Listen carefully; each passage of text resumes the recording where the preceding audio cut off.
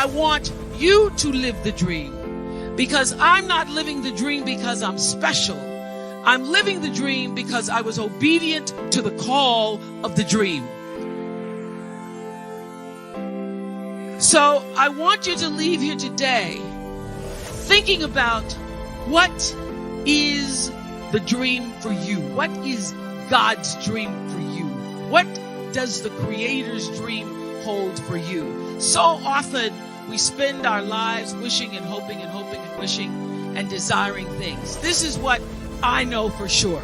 You don't get what you wish for. You don't even get what you hope for. You get what you believe.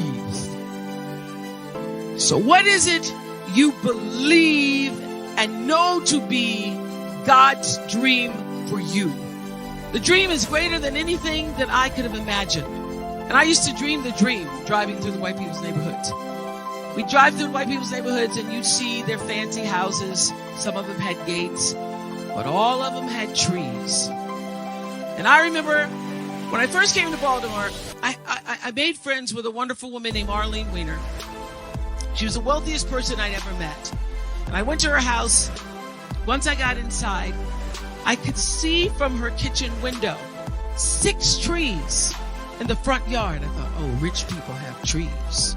So, as life would have it, I was standing in my kitchen window about 3 years ago in California, making coffee in the morning, and I was looking out the window, and I saw the 6 trees. But listen to me. I was making the coffee. I saw the 6 trees. I went out on the porch to actually count the 6 trees. And this is what I noticed. That I could dream the 6. But beyond the 6 trees in my kitchen window are 3,687 trees. I dreamed the 6. That's as much as my small mind and my imagination could hold for myself. I dreamed the 6, but God can see beyond the 6. Can see beyond the 6 because there was a bigger dream for me. And I'm here to tell you there is a bigger dream for you, Essence. There's a bigger dream. And so the key, the secret, the magic is to surrender to God's dream for you. To quit fighting against and pushing against and disallowing against and resisting against and trying to tell the Creator, the universal forces, divine intelligence what you are supposed to do, and get still and know for sure what His dream, the dream, is for you.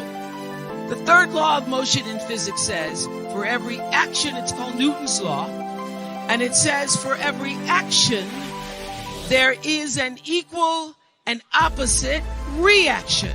So what does that mean? That means everything that you are putting out into the world, every action, bam, there is an equal and opposite reaction. It means no matter what you do, the energy of what you do, what you say, and most important, the energy of who you are is going out into the world, into your home, into your relationships, and that energy is always coming back to you. You are responsible for the energy that you are pulling out into the world, because that very energy, bam, is coming right back to you every single time, whether you believe it or not, because it is law. It is law. It is law that what you put out into the world is coming back. Before you even think about a thing, you have an intention for the thing. And that the intention is going to determine the outcome. That's why the same people can go to the same church service and somebody walk down the aisle just to be seen to put some money in the church, and somebody else who just goes and just has a little bit to offer. the intention with which you give, the intention with which you serve determines the outcome. So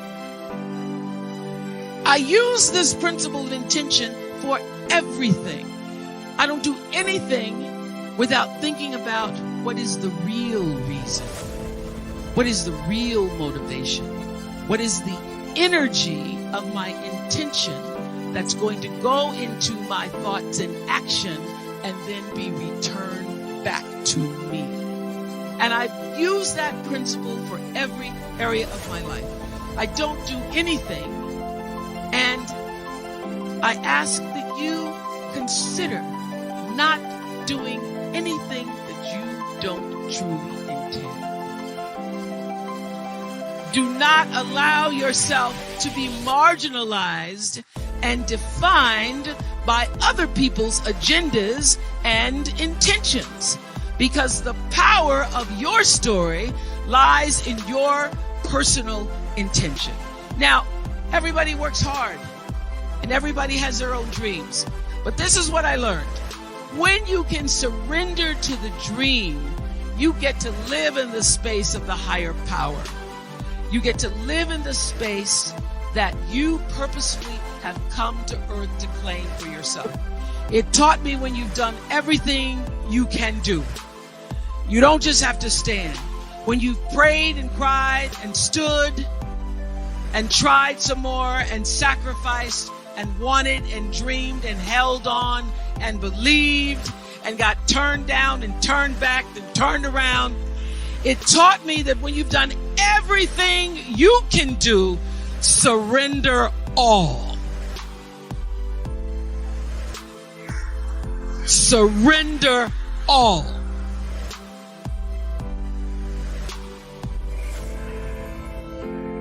Because there's a bigger dream. There's a bigger dream waiting for you, just waiting for you to step into it. To step into it. Your life is big. Your life is huge. And we spend so much time wanting to be in somebody else's life. And you don't get honored, you don't get revered, you don't get celebrating wanting what somebody else has. And you get no credit messing in somebody else's territory. Or trying to have power over something you have no control. Another one of my favorite teachings is The Wizard of Oz. When the Wicked Witch of the West says, go away from here because you don't have any power here, you have no power in any territory other than your own. Oh, but you are the master of that. You get to be the master of your own fate. You get to be the captain of your own soul. And if you just manage that, if you just took care of your territory, oh, the glorious, glorious, glorious, wondrous, wondrous opportunities and possibilities that are waiting for you. So the question is, what are you resisting? What are you pushing against? What are you not allowing? What are you blocking? Because you have this idea of who and what you're supposed to be, instead of leaning into the dream that's already been created and waiting for you.